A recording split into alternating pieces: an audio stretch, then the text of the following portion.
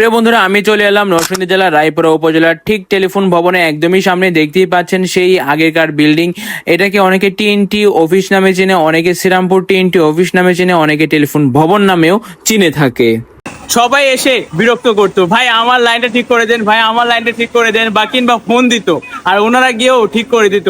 আজকে দেখুন ডিজিটাল যুগে এই টেলিফোন প্রথাটা একদমই নেই বললেই চলে। এখন আমি জানি না কোথায় কোথায় টেলিফোন ব্যবহার করা হয়, সবার হাতে এই স্মার্টফোন।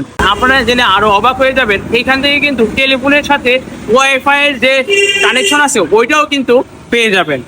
আর অবশ্যই এটা কিন্তু একটা লম্বা প্রসেস, ঠিক আগের মতো আবেদন করতে হবে, আবেদন করে তারপর টেলিফোন লাইন নিতে হবে, তার পাশাপাশি আপনারা ওয়াইফাই লাইনও পেয়ে যাবেন।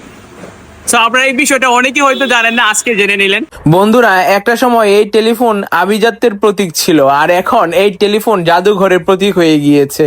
যাই হোক, আজকে যে স্মার্টফোনটি আপনার আভিজাত্যের প্রকাশ ঘটাচ্ছে, আর এই স্মার্টফোনটিও একদিন টেলিফোনের মতো জাদুঘরে সাজানো হবে। আপনি অবাক হয়ে যাচ্ছেন, তাই না? এভাবে আমাদের পৃথিবী পরিবর্তিত হতে থাকবে।